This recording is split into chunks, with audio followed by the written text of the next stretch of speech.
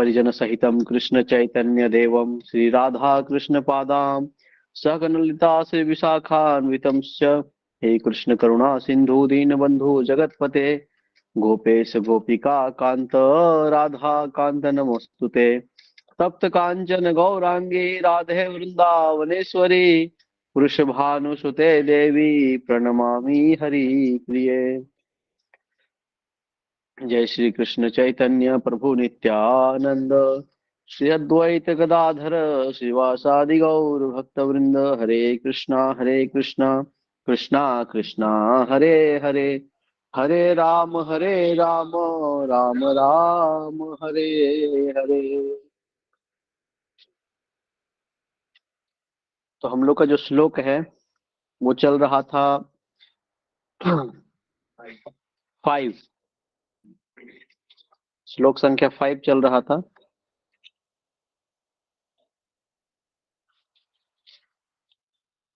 कृष्णेति यस्य गिरितं मनसाद्रियेत दीक्षास्ति चेतन प्रणतभीस्त भजन्तमीशम् शुश्रूषया भजन विज्ञमनन्यमन्य निंदादिशून्य हृदय अपि संक्षिप्त लब्ध्या।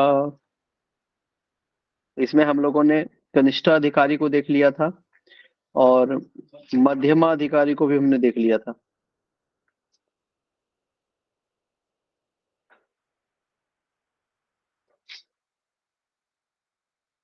अब हमें जो देखना है वो है उत्तमाधिकारी के विषय में हम लोग चर्चा करेंगे आज।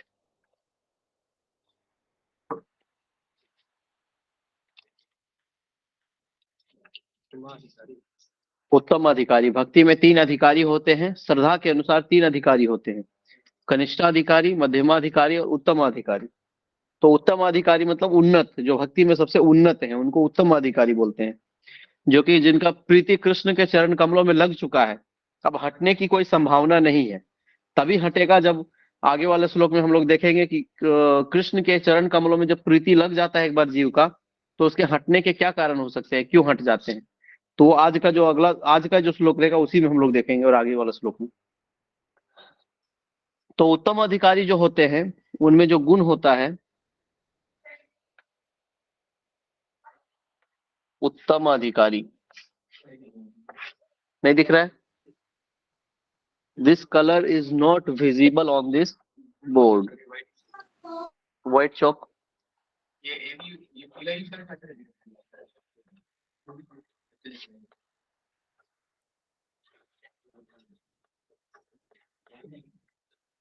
उत्तम अधिकारी, ठीक है।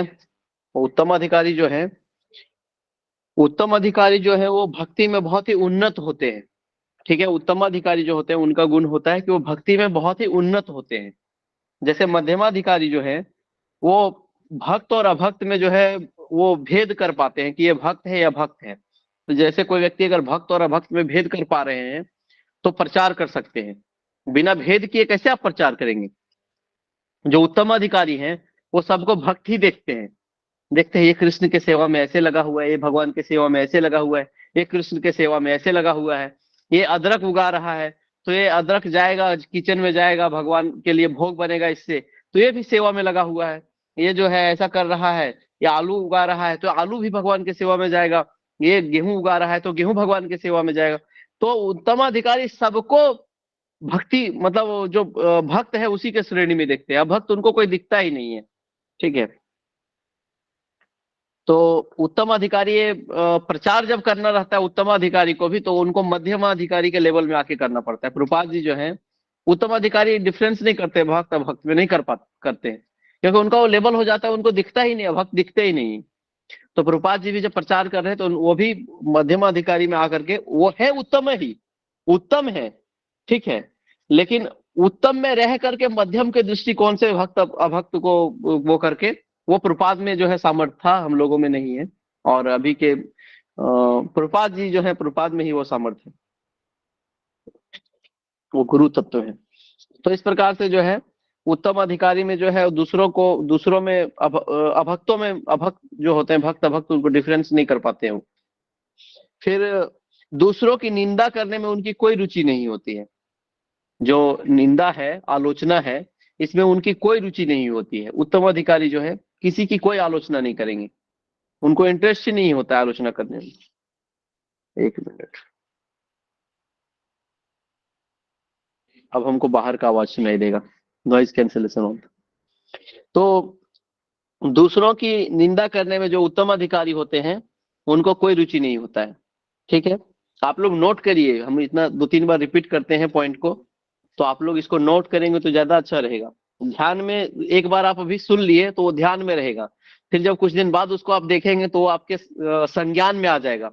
फिर जब आप उसको कुछ दिन बाद 2-4 बार और देखेंगे तो आपके हृदय में बैठ जाएगा, मस्तिष्क पटल पे जाकर के वो बैठ जाएगा, फिर वो कभी नहीं निकलेगा।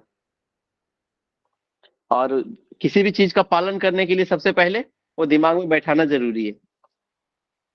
कनिष्ठाधिकारी जो है वो देखिए, कनिष्ठाधिकारी जो होते हैं, एक बार थोड़ा कनिष्ठाधिकारी के विषय में चर्चा करते हैं। कनिष्ठाधिकारी जो होते हैं वो उत्तमाधिकारी और कनिष्ठाधिकारी में डिफरेंस क्या है? उत्तमाधिकारी जो है उनको भक्ति के वो भाव के स्टेज पे है, प्रेम के स्टेज पे है, कोई भी स्टेज पे हो सकते हैं, कोई भी स्तर पे हो सकते हैं, तो उनको एक्चुअल में भाव आता है, एक्चुअल में उनका जो है रोमांच होता है।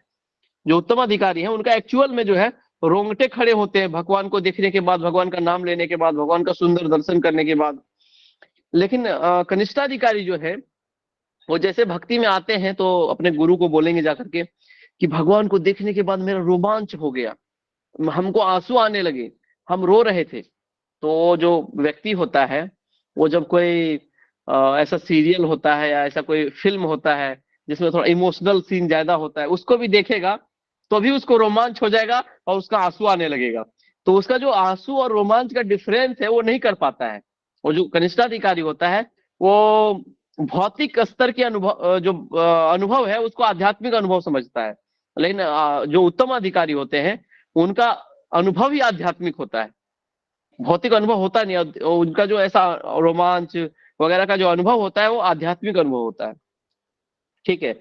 और जो कनिष्ठाधिकारी हैं भगवान को सिर्फ मंदिर में देखेंगे कि मंदिर यहाँ पे, यहाँ कुछ गलत काम नहीं करना है, यहाँ आए हैं तो यहाँ का नियम पक्का पालन करना चाहिए। ठीक है, बाकी बाहर जाने के बाद थोड़ा सा नहीं, भगवान से थोड़ा दूर आ गए हैं अभी हम। लेकिन उत्तमाधिकारी जो है भगवान से दूर कभी एक्चुअल में कोई भगवान से कभी दूर नहीं जाता है, लेकिन उत्तमाधिकारी के दिमाग में एक विचार ही नहीं आता कि हम भगवान से दूर है। ठीक है, वो भगवान के संग हमेशा रहते हैं, मंदिर हो कहीं भी हो, भगवान उनके संग, वो भगवान के संग रहते हैं। ठीक है। और जो उत्तमाधिकारी होते हैं वो अपने आप को ऊपर नहीं सोचते हैं कि मैं ऊपर हूँ, ऊपर हूँ, ऐसा नहीं सोचते हैं। राधा गोविंद महाराज का एक स्टोरी बता रहे थे, परम पूज्य राधा गोविंद गोस्वामी महाराज का एक भक्त बता रहे थे कि महाराज जो है कहीं मंदिर में गए, जुहू मंदिर में या चौपाटी में कहीं, वो प्रसाद के लिए बैठे। तो मंदिर कमेटी, जो मंदिर होता है, मंदिर मैनेजमेंट ने, टेम्पल मैनेजमेंट ने उनके लिए बहुत अच्छे से व्यवस्था करके रखे थे, टेबल चेयर पूरा अच्छे से हाई क्वालिटी का जो होता है सब, प्लेट में प्रसाद वगैरह सब लेकर के उनके लिए, जो जितने लोग आ रहे थे वो उनके साथ और भी लोग उनके लिए सब अरेंज किए थे। तो महाराज आए वहां पे, एक छोटा सा आसन था वहां नीचे, नॉर्मली आसन जैसा था, उस पे महाराज नीचे बैठ जाते हैं। तो टेम्पल मैनेजमेंट वाले जो प्रभु जी हैं वो तो अब महाराज है तो उनसे प्रश्न तो कर नहीं सकते, वो रिक्वेस्ट करते हैं महाराज कि आपके लिए यहाँ पे व्यवस्था की। तो महाराज बोलते हैं मैं राधा गोविंद दास गोस्वामी हूँ, तो मैं दास जैसा हमको करना भी होगा। एक्चुअली ये हमारे लिए नहीं है, महाराज का इस इंसिडेंट को, उत्तमाधिकारी के इंसिडेंट को जो है हम लोग उदाहरण के रूप में ले रहे हैं। तो ऐसे जो उत्तमाधिकारी होते हैं वो अपने आप को ऊपर नहीं देखते, वो नीचे देखते हैं अपने आप को। एक्चुअल में हमारे नाम के, मेरा नाम है विश्वनाथ चक्रवर्ती दास, तो हमको हमेशा याद रहे कि मैं दास हूँ, दास हूँ, दास हूँ। और जब ये अनुभव में आ जाए, जब ये चेतना में बैठ जाए, तो फिर हम ऊपर जाए, ऊपर के विषय में सोचेंगे, मैं तो दास हूं ना। मैं अगर दास हूं तो फिर मैं भगवान के भक्तों का दास हूं। ठीक है, तो अब मैं ऊपर के विषय में कैसे सोचूंगा, मैं इतना बड़ा हूं, मैं, ईगो आएगा कहां से, अहंकार कहां से आएगा। इसलिए दीक्षा जब मिलता है तो हमको नाम के पीछे दास होता है लगा हुआ हमारा, कि ये दास जो है हमारे ईगो को पहले से ही तोड़ते तोड़ते तोड़ते तोड़ते नीचे लेके आ जाए। क्योंकि ईगो जो है वो फाइनल लेयर होता है। जब हम लोग इस ब्रह्मांड से बाहर निकलते हैं, भक्ति करके जब बाहर निकलने लगते हैं, तो फाइनल लेयर जो होता है वो ईगो का, अहंकार का होता है, उसको पार करना बड़ा ही मुश्किल है। गुरु के मदद से उसको हम लोग पार कर सकते हैं। वृंदावन के लीला में भी देखेंगे कि एक होता है प्रलंबासुर, ठीक है। प्रलंब मतलब दिखावा छलावा, प्रलंब का मतलब होता है। तो प्रलंबासुर का वध कृष्ण नहीं करते हैं, उसका वध कौन करते हैं? बलराम जी स्वयं करते हैं, वो गुरु तत्व है बलराम जी। तो बलराम जी वध करते हैं। तो ऐसे जो प्रलंब है, ईगो है, अहंकार है, ये सब का जो वध है वो गुरु करते हैं। गुरु हमको ये सब चीजों को करेक्ट करते रहते हैं। भगवान जो है मदद करते हैं, लेकिन गुरु करेक्ट करते हैं। इसीलिए गुरु जीवन में बहुत ही, गुरु मतलब हम लोग उत्तमाधिकारी हमारे जीवन में बहुत ही महत्वपूर्ण, मतलब बहुत जैसे आग के जैसे हैं। उत्तमाधिकारी जो होते हैं वो आग के जैसे हैं। जैसे आग के पास गए हम, वहां पे हमको प्रसादम तैयार करना है, ठीक है, भगवान के लिए भोग तैयार करना है, भोग भी तैयार कर लेना है और हमारा हाथ भी ना जले, इतना डिस्टेंस रखना चाहिए आग से। वैसे ही गुरु है उत्तमाधिकारी से ऐसा ही, कि हमारा जो है संग भी उनके साथ हो जाए और अपराध भी ना लगे, ऐसा होना चाहिए। तो इस पे हम लोग आगे और चर्चा करते हैं। ये हम लोग उत्तम अधिकारी के विषय में कर रहे थे। तो उत्तम अधिकारी जो होते हैं वो पात्रता होती है, उनमें भक्ति की सर्वोच्च पात्रता होती है, ठीक है, प्रेम से भरे होते हैं वो। और तर्क वितर्क भी उनके पास जो है, जैसे शास्त्रों पे उनको दृढ़ विश्वास होता है। जो शास्त्र है, शास्त्र ग्रंथ है, उसके ऊपर उनको दृढ़ विश्वास होता है और वो उसको जीवन में पालन कर रहे होते हैं अपने। उनका जीवन जो है वो चलता फिरता शास्त्र के जैसा है, आचरण ही उनका जो है शास्त्र है। ऐसा शास्त्र को अपने आचरण में उतार लेते हैं, ये उत्तम अधिकारी होते हैं।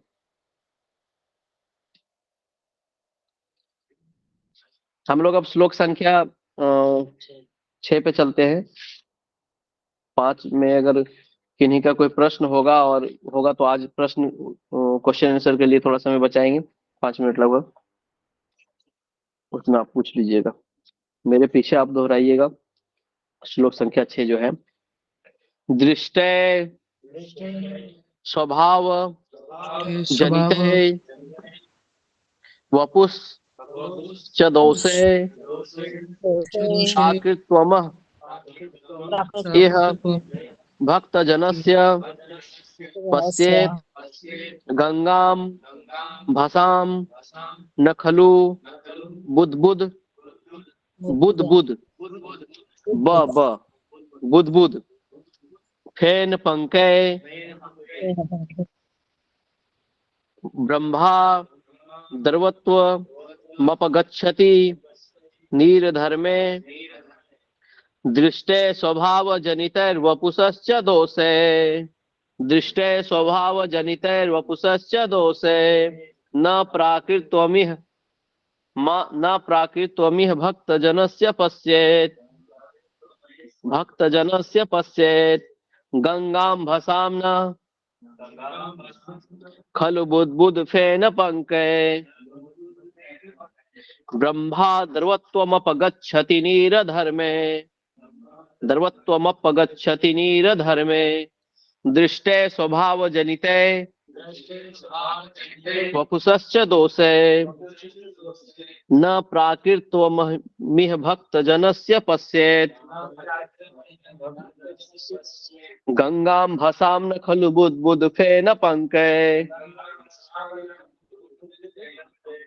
ब्रह्मा द्रवत्वमपगच्छति नीरधर्मे दृष्टे स्वभाव जनितैर्वपुश्च दोषे दृष्टे स्वभाव जनितैर्वपुषश्च दोषे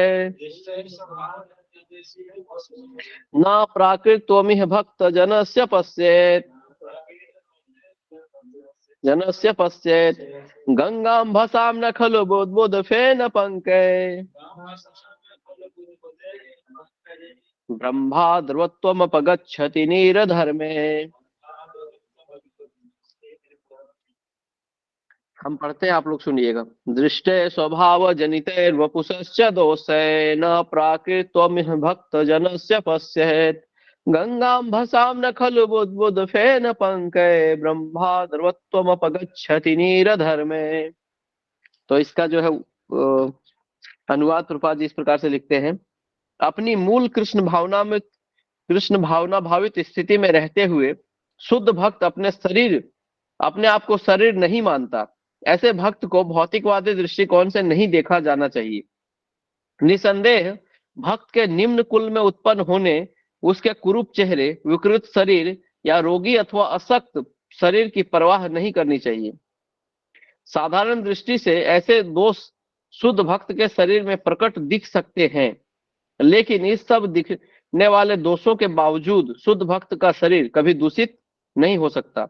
यह ठीक गंगा जल के समान है, जो कभी कभी वर्षा ऋतु में बुदबुदे फैन और कीचड़ से पूरित होता है, किंतु कभी दूषित नहीं होता। अतएव जो लोग आध्यात्मिक ज्ञान में उन्नत हैं, वे जल की अवस्था का विचार किए बिना गंगा में स्नान करेंगे। गंगा का जल मैला है, शुद्ध है, कैसा है, इसके बिना विचार किए, जिनको पता है कि गंगा जो है पवित्र है, वो गंगा में स्नान करेंगे।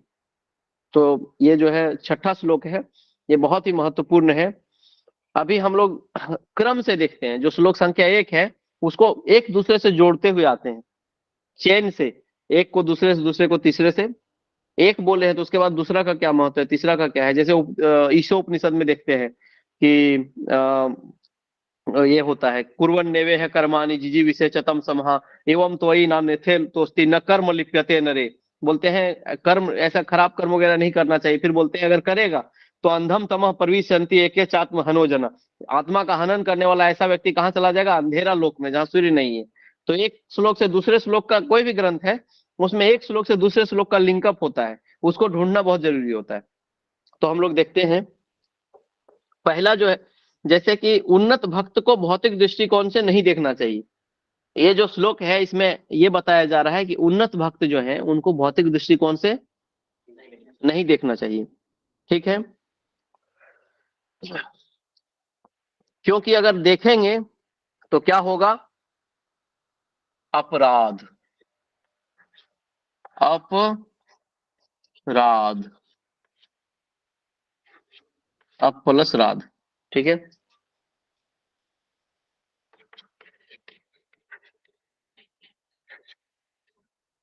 अपराध। ठीक है,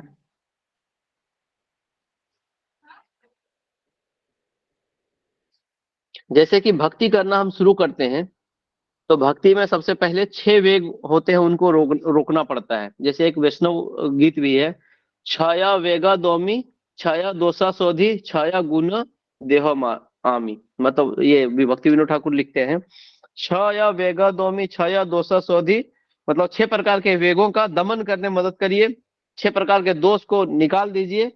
छाया दोषा सोधी छाया गुण देह मार, मतलब 6 गुण हमको फिर चाहिए। तो वो भक्ति करने के लिए सबसे पहले क्या चाहिए, 6 वेगों का दमन होना चाहिए। क्या क्या है वो, जिह्वा वेगम, उदरो उपस्थ वेगम, उसके बाद जिह्वा वेगम, उदरो उपस्थ वेगम, वाचो वेगम, मनसा क्रोध वेगम। जीवा आप लोगों से तुरंत आ जाना चाहिए। ये श्लोक जो है जब हो गया है, तो जैसे हम शुरू कर दिए तो आप लोग से पूरा कंप्लीट लाइन आ जाना चाहिए, मेरा ये अपेक्षा है आप लोगों से। ठीक है, जिह्वा वेगम, उदरो उपस्थ वेगम, वाचो वेगम, मनसा क्रोध वेगम। तो 6 जीव पे, ये सारी चीजों पे जो है वेग पे कंट्रोल होना चाहिए। ठीक है, ये आपने पढ़ लिया है। अब आगे देखते हैं, 6 प्रकार की बाधाएं आएगी भक्ति में। अत्याहार प्रयासश्च प्रजल्पो नियमाग्रह जन संगश्च लौल्यम च षड्भिर भक्ति विनश्यति। तो 6 वेग का दमन करना है पहले, फिर 6 प्रकार की बाधाओं से बचना है। ठीक है, उसके बाद ये 6 प्रकार की बाधाओं से बचना है तो क्या करना होगा, 6 गुण चाहिए।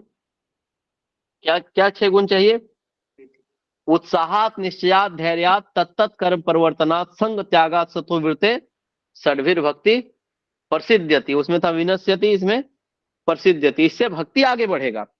6 चीज नहीं चाहिए, 6 चीज को रोकना है, 6 चीज बिल्कुल नहीं चाहिए, 6 चीज चाहिए और 6 चीज करना है। कितना सुंदर है, 24 इनपुट है, 24 में से ये करना है, ये करना है, ये करना है, ये नहीं करना है। सिंपल है, देखिए ये करिए, भक्ति आगे बढ़ते रहेगा। मतलब ये है क्लच है, एक्सीलरेटर है, ब्रेक है, इसको इतना ब्रेक दबाएंगे तो इतना गाड़ी रुक जाएगा। सिंपल है, टेक्निकल फॉर्म में। ठीक है, तो 6 प्रकार की जो गुण है वो चाहिए, क्या क्या चाहिए? निश्चय होना चाहिए, निश्चयात, उत्साहात, निश्चयात, धैर्यात, तत्त कर्म प्रवर्तनात्, संग त्यागात, सतोवृत्ते, षड्भिर भक्ति प्रसिद्ध्यति। अब ये 6 प्रकार के चीज चाहिए। उत्साह चाहिए, बिना उत्साह का भक्ति होगा नहीं। निश्चय चाहिए, बिना निश्चय का भी भक्ति नहीं होगा। आप आज आपने निश्चय कर लिया हम 16 माला जप करेंगे रोज से, कल आपने नहीं किया, परसों आपने नहीं किया, निश्चय नहीं रहेगा ना। यही आप क्या है, मंदिर में रह रहे हैं या फिर भक्तों के संग में रह रहे हैं, आपने सुबह में 6 बजे 5 बजे जो है 16 माला जप किया, कल आप देखे अरे सब लोग बैठ के जप कर रहे हैं, हाँ हम भी जप करते हैं, मैंने भी निश्चय किया है। निश्चय खुद आ जाएगा लोगों को देख करके, आप जप करेंगे भक्तों के संग में रहने से। तो उत्साह चाहिए, उसके लिए क्या चाहिए? भक्तों का संग। साथ में आएंगे तब तो कीर्तन करेंगे, उछल उछल के हरि बोल नाचेंगे, तब तो उत्साह आएगा। ठीक है, उत्साहात, निश्चयात, धैर्यात, निश्चय भी चाहिए और धैर्य भी चाहिए। कुछ अगर ऊपर नीचे हुआ, ठीक है, तो उसके लिए धैर्य भी चाहिए।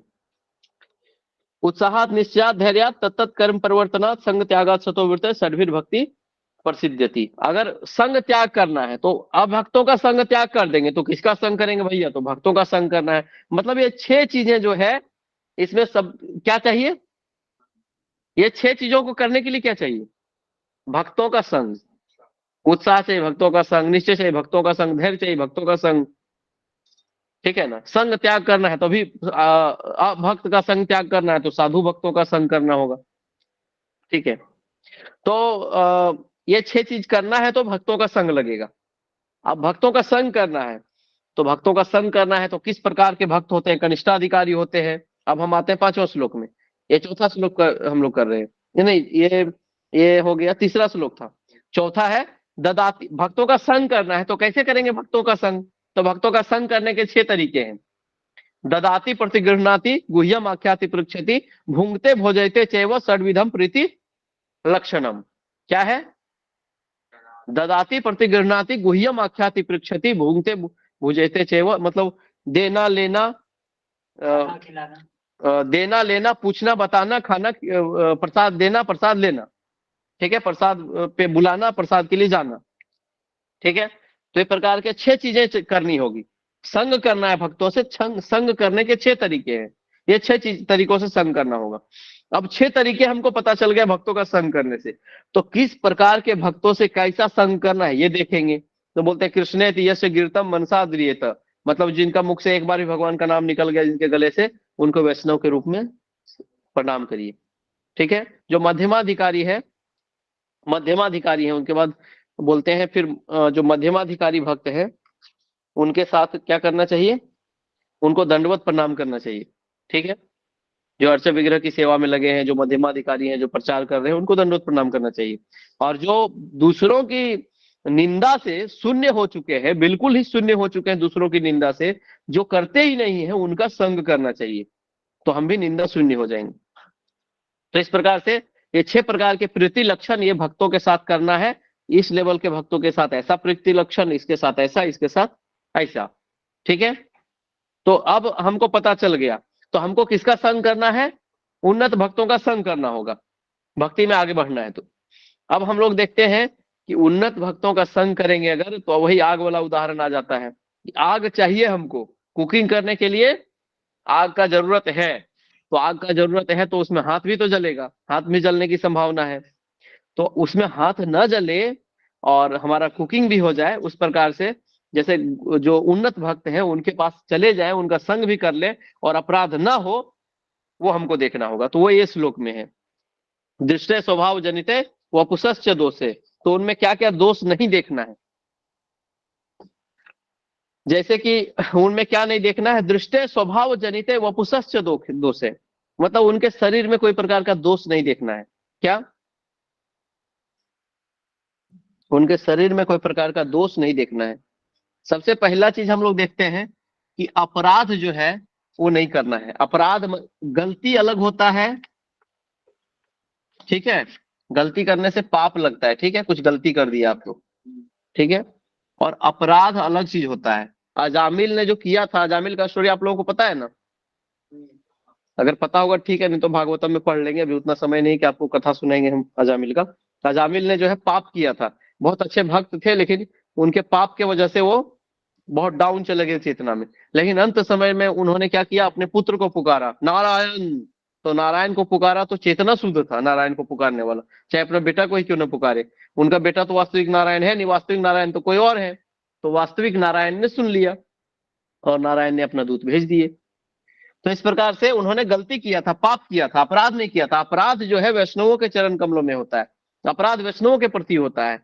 अपराध मतलब होता है, अप मतलब होता है दूर होना, ठीक है, दूर होना। और राधा रानी जो है वो भक्ति की सोर्स है, ठीक है। समझिए, राधा रानी खुद ही भक्ति, भक्ति की जो है वो पराकाष्ठा है। तो मतलब राधा रानी के सेवा से आप वंचित हो जाएंगे, ठीक है। तो अब मतलब आप भक्ति से दूर हो जा रहे हैं, अपराध करने से आप क्या हो रहे हैं, भक्ति से दूर हो जा रहे हैं। इसीलिए हमें अपराध नहीं करना है। अब कैसे अपराध नहीं करेंगे, कैसे बचेंगे, वो इस श्लोक में हम लोग पढ़ते हैं। जैसे कोई व्यक्ति है, वो बॉर्न इन लॉ फैमिली, निम्न कुल में कोई जन्म लिए हो, इसको मिटा देते हैं, ठीक है। उत्तम अधिकारी निम्न कुल, निम्न कुल में जन्म लेना, ठीक है। बॉर्न इन लॉ फैमिली, कुरूप होना। 12 प्रकार की चीजें हैं, हम एक दो बताते हैं आपको भी, ठीक है। कुरूप होना मतलब शरीर जो है कुरूप हो किसी प्रकार से, ठीक है।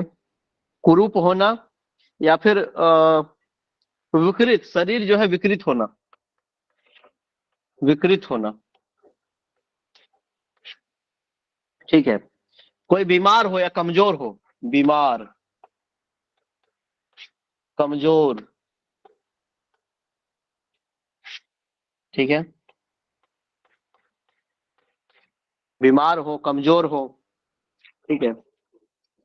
तो हम लोग इस पे चर्चा करते हैं। जैसे प्रभुपाद जी के वो में लिखते हैं, शुद्ध भक्ति जो आत्मा की क्रिया है, दूसरे शब्दों में श्री भगवान की दिव्यमयी प्रेममयी सेवा मुक्त अवस्था में संपन्न की जाती है। श्रीमद् भगवत गीता में कहा गया है, माच यो माच यो अविचारे न भक्ति योगे न सेवते सगुणान समतीत्यान ब्रह्म भूताय कल्पते। जो पूर्ण भक्ति में संलग्न रहता है, जिसका किसी भी परिस्थिति में पतन नहीं होता, वह तुरंत भौतिक प्रकृति के गुणों से पार करके ब्रह्म पद को प्राप्त करता है, ठीक है। जो भगवान खुद बोल रहे हैं, जो भौतिक भौतिक गुणों से नहीं दूषित होता है, वो तुरंत ही भगवान के चरण कमलों में पहुंचने के लायक बन जाता है, ठीक है। यह व्यभिचारिणी भक्ति का अर्थ है अनन्य भक्ति। भक्तिमय सेवा में रत मनुष्य को भौतिक इच्छाओं से मुक्त होना चाहिए, ठीक है। इस कृष्ण भावनामृत आंदोलन में मनुष्य की चेतना में बदलाव आवश्यक है। इस्कॉन से जुड़ गए हम हरे कृष्णा से जुड़ गए, तो इसका मतलब ये नहीं हमने भक्ति शुरू कर दी है। भक्ति शुरू करने का मतलब है हमारे चेतना में बदलाव आवश्यक है। यदि यदि यदि चेतना को भौतिक भोग की ओर लक्षित किया जाता है, देखिए, लोग आपसे पूछेंगे कुछ चीज, ठीक है, भक्ति का डिफिनेशन पूछेंगे, तो इसका बहुत सिंपल डिफिनेशन है। क्या डिफिनेशन है, भौतिक भोग, ठीक है, भौतिक भोग हो गया और कृष्ण हो गए, ठीक है। ये दुनिया में दो चीजें हैं, पूरे जगत में दो चीजें हैं, एक है भौतिक चीजें, एक है कृष्ण से संबंधित, ठीक है। ये है पर्सन, ठीक है, कोई व्यक्ति है, ठीक है। अगर कोई व्यक्ति इधर की ओर जाता है तो ये हो जाएगा भौतिक, भौतिक व्यक्ति, ठीक है। और अगर इधर की ओर कोई व्यक्ति जाता है, सभी चीजों को इसमें कृष्ण से जोड़ देता है, तो वो सिंपल क्या हो जाएगा, कृष्ण भावना भावित, कृष्ण भावना भावित, कृष्ण भावना में आ जाएगा वो सीधा, ठीक है। तो ये प्रभुपाद जी बहुत सिंपल डिफिनेशन लिख रहे हैं। यदि चेतना को भौतिक भोग की ओर लक्षित किया जाए तो वह भौतिक चेतना है, और यदि उसे कृष्ण की सेवा की ओर लक्षित किया जाता है तो वह कृष्ण भावनामृत कहलाता है। तो बहुत सिंपल है, सभी चीजों को भगवान की सेवा में लगा दीजिए, आप भक्त बन गए। भक्त बनना कोई बड़ा काम नहीं है, बस इसको पालन करते रहना हमेशा ये बड़ा चीज है। इसको करते रहना है, जो कि जिसके लिए भक्तों का संग चाहिए, ठीक है। फिर बोलते हैं अन्याभिलाषिता शून्यम ज्ञान कर्मादिनावृतम, अनन्य भक्ति जो शरीर तथा मन के कार्यों से यथा ज्ञान कर्म से भी परे है, ठीक है, वो अनन्य भक्ति है। शुद्ध भक्ति योग वही कहलाती है जिसमें कोई अभिलाषिता ना हो, कोई अभिलाषा ना हो। अन्याभिलाषिता शून्यम, कोई भी अभिलाषा हमको जगत में नहीं है, ठीक है। बहुत सुंदर से प्रभुपाद जी जो है इसमें सब वो लिख रहे हैं, तात्पर्य बोल रहे हैं। 3 अधिकारी है, कनिष्ठाधिकारी, मध्यमाधिकारी, उत्तमाधिकारी। तो ये हम लोगों ने देख ही लिया। अब आगे जो है, आगे बोलते हैं जैसे अब इस श्लोक में जो सबसे मेन पॉइंट इस श्लोक का है, मेन जो टॉपिक है उस पे हम लोग फाइनल डिसीजन। हरे कृष्णा, कोई कुछ बोलना चाह रहे हैं तो ठीक है, गलती से बोला गया होगा, कोई दिक्कत नहीं है। तो इसमें जो मेन लाइन है इस श्लोक का, गंगाम भसाम न खलु बुदबुद फेन पंकय। क्या है? गंगाम भसाम न खलु बुदबुद फेन पंकय। आप लोग सब लोग गांव शहर कहीं से भी हो, आप लोग सब लोग देखे होंगे जब बारिश होता है, बरसात का दिन जब होता है, तो जो पानी बह रहा होता है, वो पानी बहते रहने से शहर से गांव से हर जगह से कचरा बहा करके ले जाता है नदी में।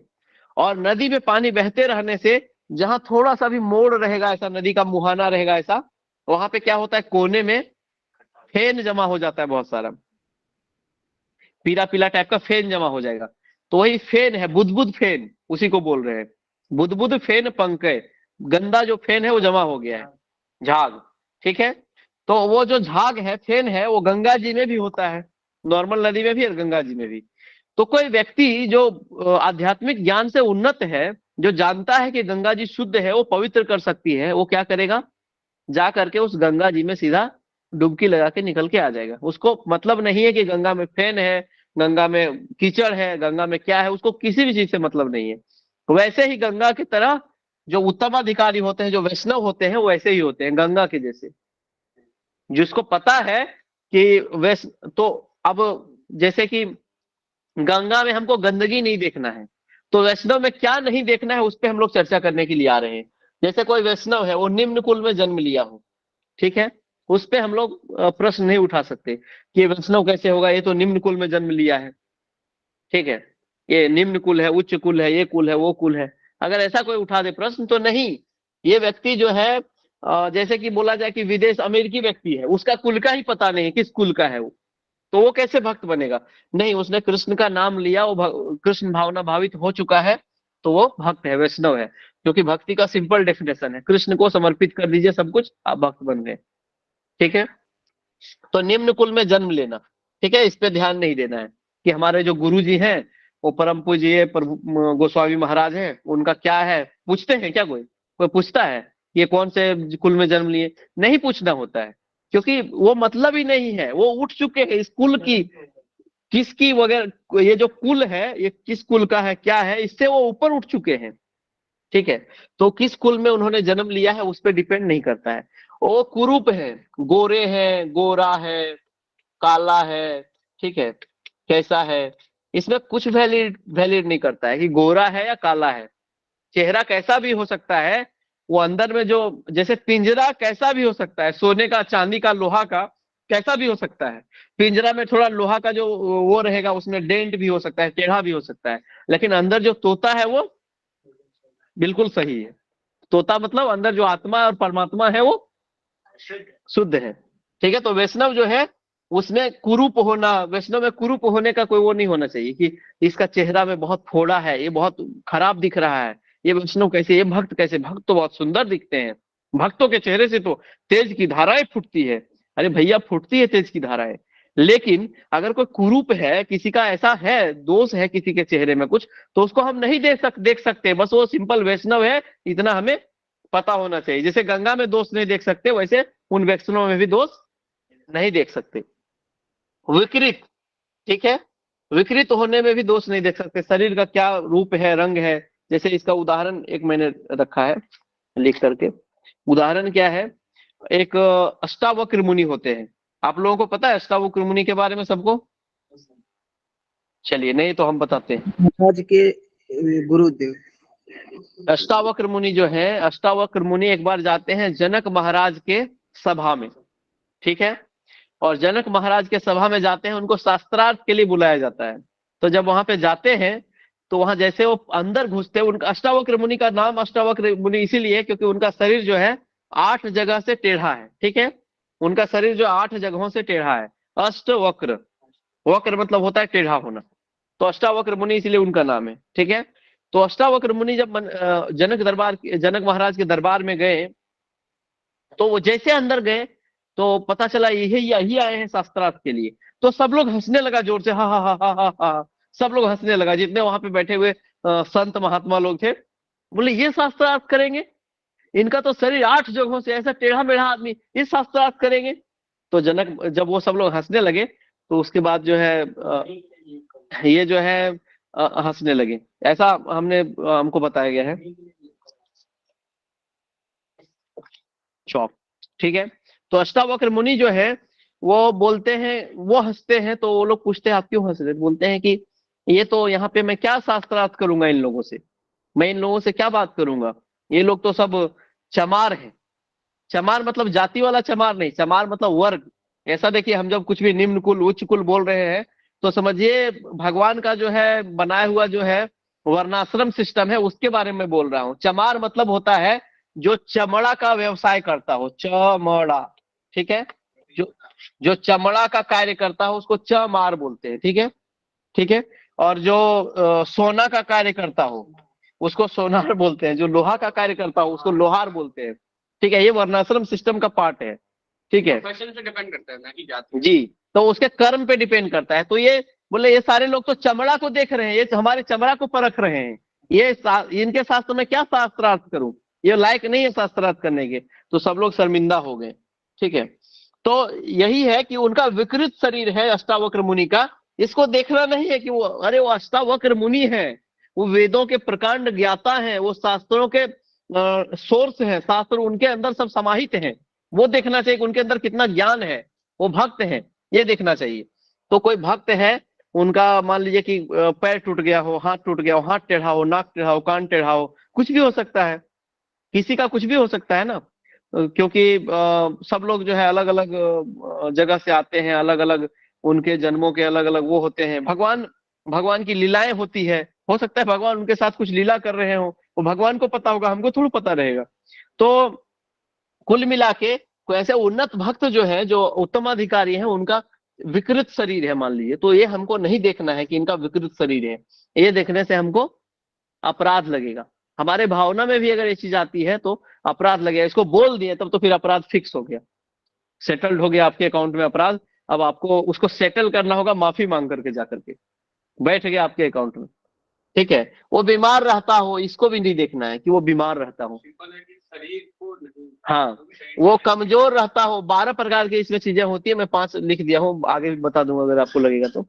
तो इस प्रकार से चीजों को नहीं देखना है। कोई वैष्णव है, उसके अंदर क्या नहीं देखना है, शारीरिक दोषों को नहीं देखना है, शारीरिक दोषों की आलोचना नहीं करनी है। ना ही कर्म का सिद्धांत उनके ऊपर लागू करना चाहिए कि इनका कर्म होगा, अपना कर्म ये जाने, इनका कर्म है, पिछला जन्म में इन्होंने कुछ किया होगा, उसका फल इनको मिल रहा है। अरे हमको देखने का अधिकार नहीं है, वो वैष्णव है, परम वैष्णव है, उनके अंदर ये सब चीजें का देखना का, ये सब चीजों को देखने का अधिकार हमको नहीं मिला हुआ है, ठीक है। कि उनका कर्म का क्या सिद्धांत है। मान लीजिए कि अगर कोई राजा है, हमको देखिए, हमको सिंपल अपना धर्म करना चाहिए। जैसे मान लीजिए कोई राजा है, वो राजा के राज्य में चोरी हो जाता है, तो वहां पे जाकर के कोई रिपोर्ट लिखवाता है कि महाराज देखिए हमारे राज्य में जो है चोरी हो गया, मतलब मेरे घर में चोरी हो गया। तो राजा क्या बोलेगा, तुमने कर्म किए थे ऐसे, हम क्या कर सकते हैं, तुम्हारे कर्म में लिखा हुआ है, तुम्हारा नसीब ही ऐसा है, हम क्या करें। अब तुम्हारे नसीब में जो लिखा था वो हो गया, अब हम क्या करें।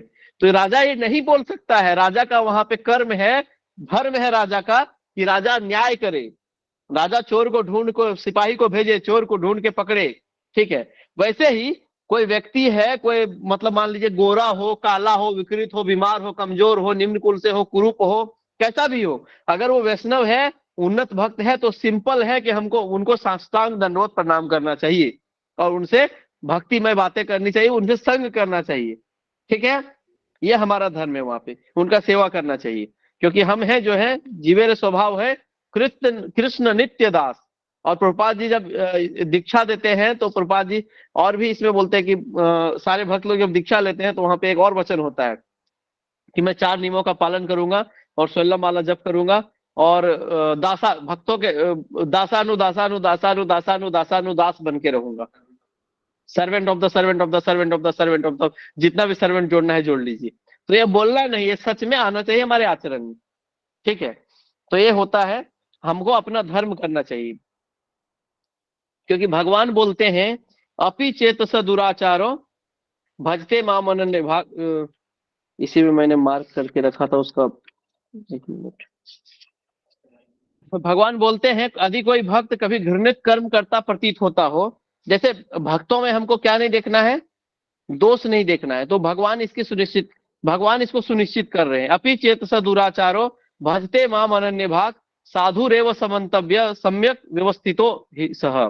भगवान बोल रहे हैं यदि कोई भक्त कभी घृणित कर्म करता प्रतीत होता हो तब भी उसे साधु समझना चाहिए, क्योंकि उसकी वास्तविक पहचान तो यह है कि वह श्री भगवान की प्रेममयी सेवा में लगा हुआ है। दूसरे शब्दों में उसे सामान्य व्यक्ति नहीं समझना चाहिए।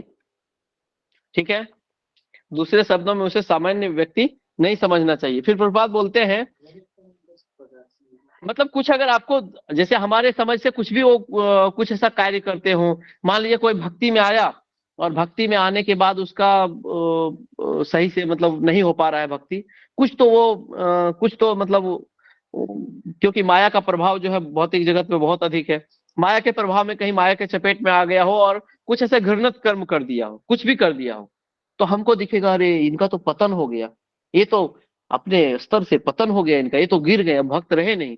हमको ये देखना ही नहीं है, क्योंकि भगवान बोल रहे हैं, क्या बोल रहे हैं, अपि चेत स दुराचारो, कितना भी दुराचारी है वो फिर भी भक्त है, कितना भी दुराचारी है फिर भी वो भक्त है। हमको दुराचारी नहीं बनना है, हमको इससे क्या लेना है कि देखना नहीं है दुराचारी, भक्त में दुराचारी व्यक्ति को नहीं देखना है किसी भक्त में। ठीक है, अब हमको अपने जीवन में ये दुराचार नहीं लाना है कि हम भी भक्त हो जाएंगे कितना भी दुराचार करेंगे तो। ठीक है, उल्टा नहीं लेना है किसी भी श्लोक को, हम इसीलिए पहले ही वार्न कर रहे हैं। ठीक है, फिर प्रभुपाद जी बोलते हैं कभी जैसे शुद्ध भक्त भले ही ब्राह्मण हो या गोस्वामी परिवार में जन्मा हो, किंतु यदि वो भगवान के सेवा में लगा हो तो उनकी उपेक्षा नहीं करनी चाहिए। अगर मतलब कि ब्राह्मण परिवार से जन्मा हो या नहीं जन्मा हो, गोस्वामी परिवार का हो नहीं हो, उसमें फर्क नहीं करना चाहिए। वो भगवान के सेवा में लगा है, इसीलिए वो शुद्ध वैष्णव ब्राह्मण से भी वो रहेगा, ऊपर रहेगा। ठीक है, जैसे भक्तों शुद्ध भक्तों का एक एकाधिकार है गोस्वामी। जैसे कोई बोलेगा हम जो है फलना गोस्वामी है, हम ये गोस्वामी वो गोस्वामी, तो एक होता है जन्म से गोस्वामी टाइटल गोस्वामी, एक होता है भक्त वाला गोस्वामी। तो हमको कौन सा गोस्वामी बनना है, भक्त वाला। गोस्वामी मतलब होता है, गो मतलब होती है इंद्रियां और स्वामी मतलब नियंत्रण करने वाला। तो हमको अपने इंद्रियों पे नियंत्रण करना है और उसको भगवान की सेवा में लगाना है तो गोस्वामी बन जाएंगे। तो हमको ये भक्ति वाला गोस्वामी बनना है, टाइटल वाला गोस्वामी को आप लागू नहीं करना है।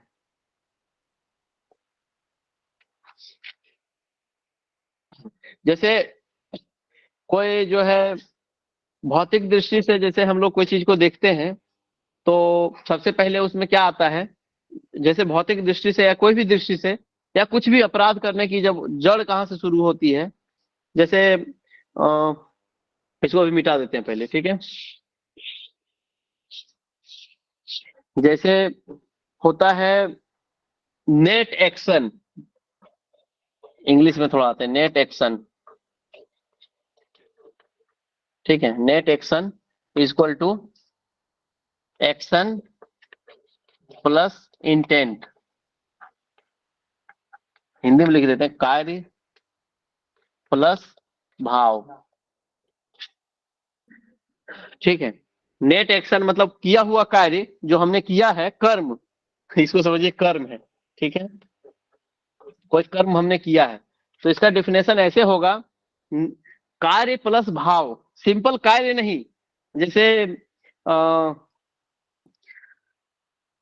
छिलका कौन खिला रहे थे भगवान को केला फेंक करके, विदुर। हाँ हाँ, विदुर जी की वाइफ। तो वो भगवान को छिलका खिला रही है, ऐसे केला जो है, केला छील करके, केला को फेंक करके भगवान को ऐसे छिलका दे रही है। भगवान चाव से प्रेम से खा रहे हैं। तो भगवान क्यों ग्रहण कर रहे हैं वहां? भाव ग्रहण कर रहे हैं। वो जो सब्सटेंस है, मटेरियल है, उसको नहीं ग्रहण कर रहे हैं। भगवान क्या ग्रहण कर रहे हैं? भाव।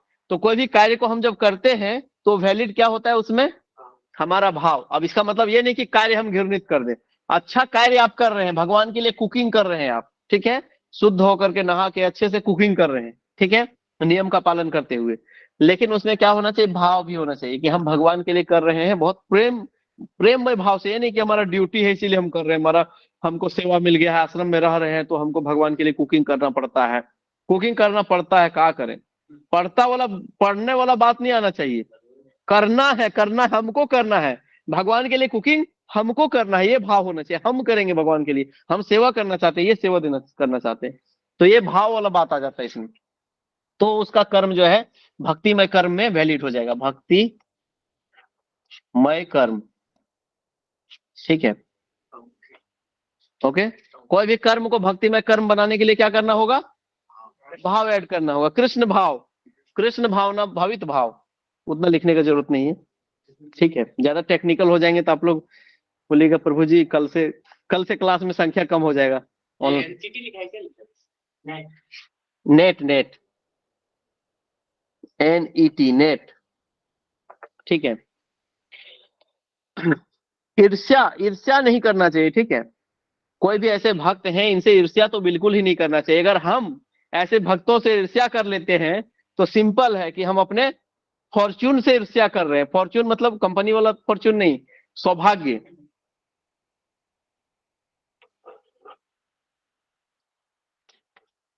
ईर्ष्या है, ठीक है, आलोचना है। इसका डिफिनेशन आज हम बताते हैं आप लोग को 2 मिनट में, ठीक है। आलोचना, आलोचना का पहले बताते हैं। जैसे किसी का भी हम आलोचना करते हैं, जैसे हम बोल रहे हैं कि ये प्रभु जी तो सिगरेट पीते हैं, अभी आए हैं आश्रम में, आने से पहले तो ये सिगरेट पीते थे, ठीक है। तो हम क्या कर रहे हैं? उसके उस कार्य को याद कर रहे हैं जो कर रहा है या करता है। तो इसका मतलब हम क्या कर रहे हैं? उसको हम आकर्षित हो रहे हैं उसकी तरफ, उस कार्य को देख करके आकर्षित हो रहे हैं, तब तो किसी को बता रहे हैं, बुरा हो या अच्छा हो, आकर्षित हो रहे हैं, अप्रिशिएट कर रहे हैं कि सिगरेट पीता था ये, चुगली के रूप में ही क्यों ना कर रहे हो। तो हम किसी का जब कोई एप्रिसिएशन करते हैं ना, किसी का जब एप्रिसिएट करते हैं किसी को हम, तो वो गुण हमारे अंदर आते हैं। जैसे किसी भक्त को बोलिएगा इस सुंदर सुबह बैठ करके 16 माला रोज जप करते हैं, नित्य एकदम समय पे जप करते हैं, ये रोज मंगल आरती जाते हैं, ये रोज ये करते हैं, ये बहुत सुंदर भगवान का सेवा करते हैं, क्या भाव है इन प्रभु जी में भगवान के लिए। तो ये जब अप्रिशिएट करेंगे तो वो सारी अच्छी क्वालिटी हमारे अंदर आएंगी। देखेंगे वो हमारे अंदर है। अब दूसरा चीज है कि अगर हम बोलते हैं ये तो कुछ नहीं करता है, इसका क्या है, ये तो क्या, हम तो कभी देखे ही नहीं इसको कुछ भक्ति वाला काम करते हुए, कैसे भक्त बोलते हैं अपने आप को। तो फिर क्या हो जाएगा? आप उसके उस क्वालिटी को अपने ओर आकर्षित कर रहे हैं। तो भगवान तो सर्व समर्थ है, आप जो मांगिएगा वो दे देंगे। अच्छा मांगिए अच्छा देंगे, बुरा मांगिए पूरा वो भी दे देंगे, क्योंकि आप अप्रिशिएट कर रहे हैं ना। तो वो क्वालिटी आपके अंदर आ जाएगा, इसलिए आलोचना नहीं करना है। अब ईर्ष्या क्यों नहीं करना है? अब ईर्ष्या क्यों नहीं करना है? जैसे हम लोग यहाँ देख रहे हैं कि हमको भक्ति करना है तो भक्तों का संग करना होगा, भक्तों का संग करना होगा तो उन्नत भक्तों का संग करना होगा। अब उन्नत भक्तों का संग करना होगा तो उनसे ईर्ष्या नहीं करना होगा। अगर ईर्ष्या करते हैं तो क्या होगा? हम उनसे दूर हो जाएंगे, और दूर हो जाएंगे मतलब भक्ति से दूर हो गए। तो सिंपल है, ईर्ष्या करेंगे तो दूर हो जाएंगे। ईर्ष्या को खत्म करने का एक तरीका है, प्रभु जी ने बताया है, बहुत सुंदर है। एक ही तरीका है। जैसे काम क्रोध लोभ मोह मद मत्सर्य होता है, सबको भगवान के सेवा में लगा सकते हैं। काम को भगवान के लिए कुछ सोचने के लिए लगा दीजिए, अपना जो काम इच्छा है कि हम भगवान के लिए करेंगे, ये करेंगे, ये करेंगे। क्रोध को भी हनुमान जी के साथ सेवा में लगा दीजिए, ठीक है। काम क्रोध लोभ, भगवान के लिए लोभ करेंगे, थोड़ा भगवान के लिए बनाते आप, कितना अच्छा रहता। काम क्रोध लोभ मोह, मोह भी भगवान से हो जाए। काम क्रोध लोभ मोह मद मत्सर्य, मद तक हम भगवान के सेवा में लगा सकते हैं, मोह तक, मद तो गुरु कंट्रोल कर लेंगे, ठीक है। और मत्सर्य को हम लोग कुछ नहीं कर सकते। मत्सर मतलब ईर्ष्या, मत्सर, मत्सर, हमको बनना है निर्मत्सर, मत्सर से निर्मत्सर बनना है। तो मत्सर से निर्मत्सर बनने के लिए, मत्सर मतलब होता है ईर्ष्या, ठीक है, ध्यान रखिएगा। ईर्ष्या। ये नहीं कि संस्कृत में चले गए तो हिंदी भूल गए, ईर्ष्या।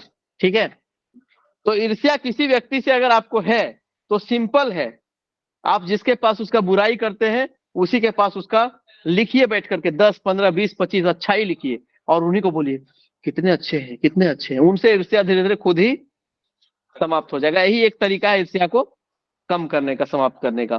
तो आज का ये हो गया क्लास। इस पे थोड़ा कल बचा हुआ चर्चा कर लेंगे। अभी 2-3 मिनट आप लोग प्रश्न उत्तर के लिए समय रखते हैं। किन्हीं का कोई प्रश्न है तो पूछ लीजिए। जैसा आपने बताया सिगरेट आलोचना है, ठीक है, वो मतलब ऐसे सामने आकर भी सिगरेट पी रहे थे तो उनको त्याग देना चाहिए, तो समय नहीं करना चाहिए ना। तो इससे पहले वाला जो श्लोक है उससे हम लोग को करना चाहिए, संग त्यागात सतो वृत्ते षड्भिर भक्ति प्रसिद्ध्यति। तो उनको आलोचना नहीं करनी, बस अगर नहीं जम रहा है तो हाँ, दूर हो जाइए आप। आप लोग ऑनलाइन में से किन्हीं का कोई प्रश्न है?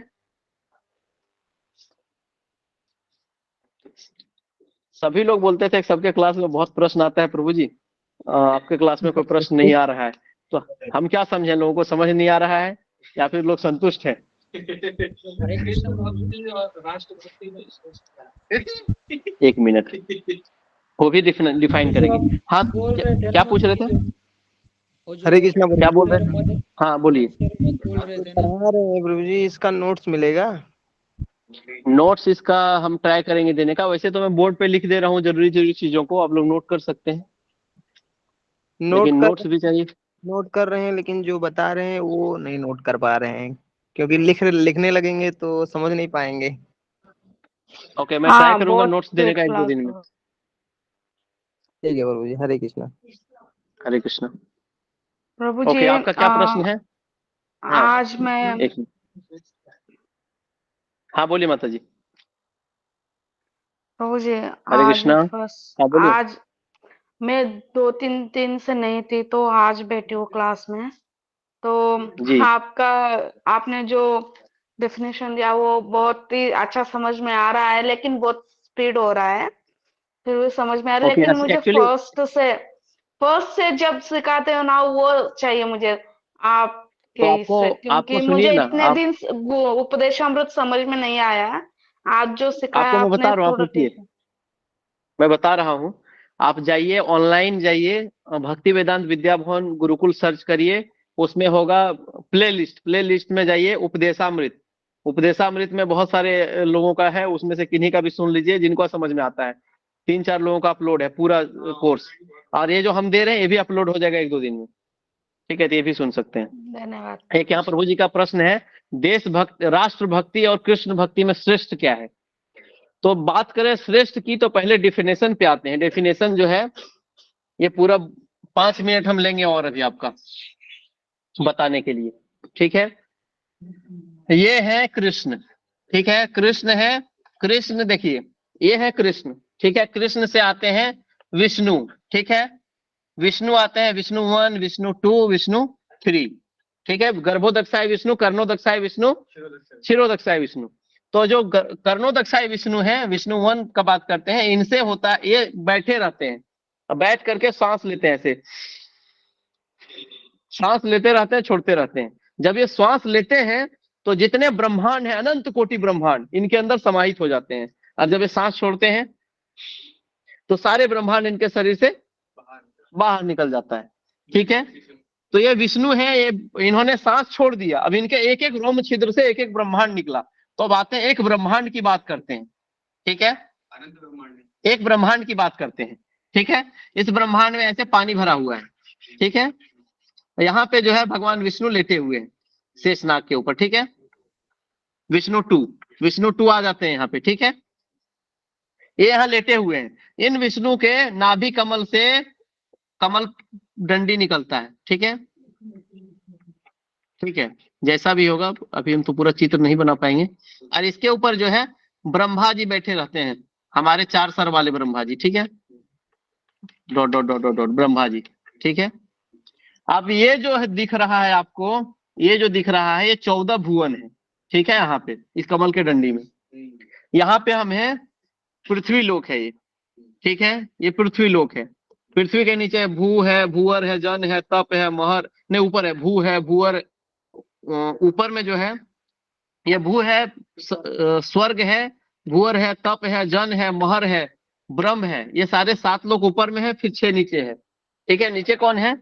भूतल, पाताल, आताल, सूतल, तलातल, रसातल, धरातल, जो भी सब अंदर। ठीक है, अब हम आते हैं इस पृथ्वी के ऊपर। ये पृथ्वी को यहां से निकाल लेते हैं, ये छोटा सा पृथ्वी जूम कर लेते हैं, थोड़ा जूम आउट। ठीक है, ये पृथ्वी, इस पृथ्वी पे ऐसा छोटा सा देश है भारत। ठीक है, कुछ ऐसा नक्शा है भारत। ठीक है, ये कर्क रेखा, जो भी रेखा, ये भारत, यहाँ भारत पे आते हैं। ठीक है, इस भारत में ये राष्ट्र है हमारा फिलहाल। ये शरीर जो है इसके लिए हमारा ये राष्ट्र है। ठीक है, हम बहुत ऊपर से इसको देख रहे हैं। ये राष्ट्र है इस शरीर के लिए, क्योंकि हम क्या बोलते हैं, भारत महान है। क्यों बोलते हैं? क्योंकि ये शरीर जो है इस राष्ट्र में जन्म लिया है, इस धरती में जन्म लिया है। हम पाकिस्तान में रहते तो बोलते पाकिस्तान महान, अगर हम अमेरिका में रहते तो बोलते अमेरिका महान। ठीक है, हम अगर रूस में रहते तो क्या बोलते? रूस महान। तो हम जिस राष्ट्र में हैं उसको हम महान बोल रहे हैं। तो ये क्या शो कर रहा है? हमारे अहंकार को, हम यहाँ के हैं इसलिए ये महान है, अदरवाइज ये महान नहीं होता। हम पाकिस्तान से नहीं है इसलिए वो महान नहीं है। ठीक है, तो ये हमारे अहंकार को शो करता है। तो राष्ट्र भक्ति अगर ये है कि हम यहाँ से हैं इसीलिए महान है, तो फिर ये गलत है।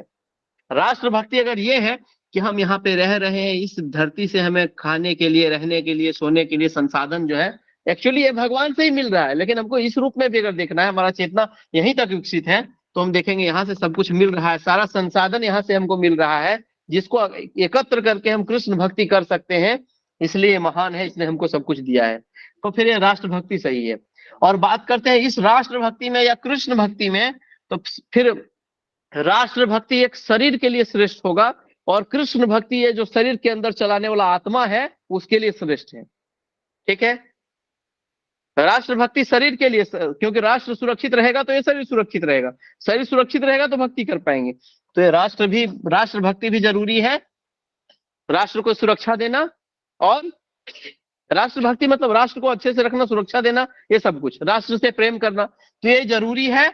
और कृष्ण भक्ति भी जरूरी है, क्योंकि ये शरीर अभी मिला हुआ है, इसके अंदर से अगर हम इस तोता को आजाद नहीं करवाएंगे तो ये तोता पिंजरा छोड़ के उड़ जाएगा, फिर दूसरे पिंजरा में जाएगा। वो कीड़ा हो सकता है, मकोड़ा हो सकता है, जानवर हो सकता है, बैल हो सकता है, गधा हो सकता है, राष्ट्र ही बदल जाएगा, हो सकता है पाकिस्तान चले जाए, रूस चले जाए, अमेरिका चले जाए। ठीक है, तो सबसे जरूरी है ये इसको मेंटेन करते हुए यहां से यहां तक जाना। आपको आपके प्रश्न का उत्तर मिल गया? हरे कृष्णा, बहुत बहुत धन्यवाद। कुछ त्रुटि लेकिन हुआ हो प्रभु तो जी, रहने दीजिए, बाद राष्ट्र में पूछ भक्ति लीजिएगा। और कृष्ण भक्ति किसी और को जी चुनना बोलिए। होगा तो राष्ट्र भक्ति या राष्ट्र फिर भक्ति, कृष्ण आप भक्ति यहाँ पे सुनिए किसी और को सुनिए, चुनना आप हो यहाँ पे तो? बोल रहे हैं, सुनिए, आप यहाँ पे बोल रहे हैं माता और पिता में से किसी और को चुनना रहे तो आप चुन ही क्यों रहे हैं? चुन ही क्यों रहे हैं? क्यों चुनना है हमें? अरे वो माता है, वो पिता है, उन दोनों के जो है समागम से जो आप जैसे भी हम हैं, ठीक है, उनके खून या रूप मांस के रूप में हम यहाँ पे जन्म लिए हैं। माँ के पिता के शक्ति और माँ के मांस के रूप में हम यहाँ पे जन्म लिए हैं। ठीक है, तो हमको चुनना ही क्यों है माता पिता में? हमको दोनों लेके चलना है, राष्ट्र को भी और कृष्ण को भी। ये विरोधाभास प्रश्न है, प्रश्न ही विरोधाभास है। ठीक है, हमको दोनों लेके चलना है, चुनने का नौबत नहीं आना चाहिए।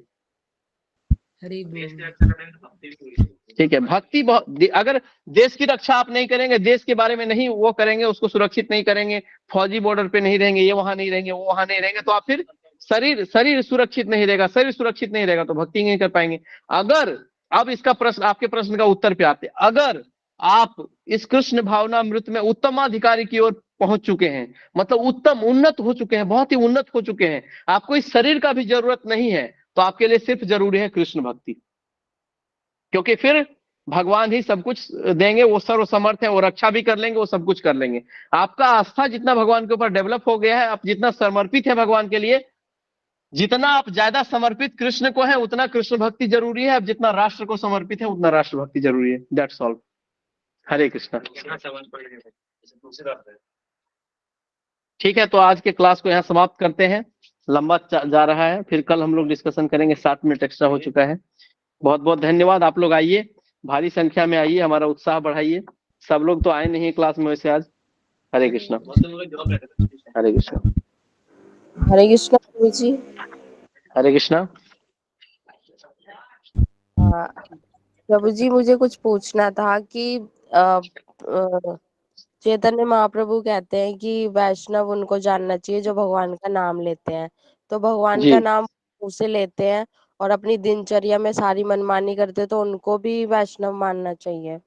देखिए, 3 प्रकार के कनिष्ठाधिकारी, मध्यमाधिकारी, उत्तमाधिकारी, 3 अधिकारी हैं। तो उनमें हमको क्या देखना है, वो वैष्णव है, उन्होंने भगवान का एक नाम तो लिया है, थोड़ा सा स्वीकृति तो हुआ है, आगे चल के वो धीरे धीरे वैष्णव बन जाएंगे। हमको क्या करना है वहां पे, हरे कृष्णा उनको सम्मान करके फिर आगे बढ़ जाना चाहिए, उनका संग नहीं कर सकते हम बस। अच्छा, मतलब हरे कृष्ण गुरु जी। एंटर करेगा उसके लिए है ये सब, जो भक्ति में जी एंटर नहीं करेगा उनके लिए। नहीं, अब ये श्लोक में आपने पढ़ा है ना, संग त्यागा सतोविरते, भक्तों का संग का त्याग करना है, भक्तों का संग करना है, यही यही बुक अच्छा में सब अच्छा, कुछ आपने पढ़ लिया है। जी जी जी। ठीक है। हरे कृष्णा प्रभु जी। हरे कृष्णा। एक प्रश्न है कि आपने अभी बताया है कि जो जो उत्तम भक्त होता है, अधिकारी होता है, वो हम्म घृणित कर्मों में प्रवृत्त भी हो तो हम्म उससे जो है जज नहीं उसे करना है। हम्म तो भगवत गीता के दूसरे दूसरे अध्याय के 5वें श्लोक में, जिसमें है गुरु न हत्वाई महानुभाव, उसके तात्पर्य हम्म में बताया गया कि शास्त्रों के अनुसार ऐसा गुरु जो नित्य हम्म क्रम में रत हो, कर्म हम्म में रत हो और विवेक शून्य हो, उसे वह त्याज्य है। तो इसका मतलब हम्म। बताइए, कैसे इसे समझें। इसको समझना ऐसे है कि भक्ति के स्टेज होते हैं, रागात्मिका भक्ति, मतलब ऊपर ऊपर के स्टेज हैं भक्ति में, ठीक है। तो यहाँ पे जो चर्चा हुआ है कि हमको दिखे वो घृणित कर्म करते, जैसा हो सकता है वो घृणित कर्म ना कर रहा हो, हमारे चेतना से वो घृणित हो जैसा दिख सकता है, ठीक है। तो इसमें आप जो बोल रहे हैं कि ऐसा जो व्यक्ति, हाँ, फिर उस गुरु को भी, जैसे ये जो बात है, इसमें डिफिनेशन फिर ये आता है कि ऐसे गुरु का भी त्याग किया जा सकता है जो हमको कृष्ण की ओर नहीं लेके जा रहे हैं। हम लोग यहाँ क्या कर रहे हैं, बस उनमें दोष कैसे देखना है और नहीं देखना है, इस पे चर्चा कर रहे हैं। इन प्रकार के दोषों को नहीं देखना है, ठीक है। इन प्रकार के दोषों को ऐसे व्यक्ति में नहीं देखना है, देखने से हमारा जो भक्ति का जो हमारा चेतना है वो धीरे धीरे डाउन नीचे चला जाएगा, ठीक है। वो जो भगवत गीता से आपने दिया है, वो भगवान वो भी बोल रहे हैं और भगवान ये भी बोल रहे हैं, अपि चेत स दुराचारो, मतलब आप उसको छोड़ दीजिए, आप उसका संग मत करिए। आपको लग रहा है कि वो घृणित कर्म में वो है, नियत है, तो आप उसका संग ज्यादा मत करिए। आप जो आपको लग रहा है कि ये उन्नत भक्त है, उनका संग करिए, लेकिन उनका आलोचना मत करिए, उनका कुछ मत करिए आप। जैसे ये एक लाइन है यहाँ पे, एक दूसरा लाइन है, आपको लग रहा है ये खराब हो गया, तो आप छोड़ करके अपने तरफ आगे बढ़िए, इसको टच ही नहीं करना है हमें, ठीक है। ठीक है प्रभु जी, समझ में आ गया। हरे कृष्ण प्रभु जी, हरे दंडवत हरे प्रणाम। कृष्ण। हरे कृष्ण।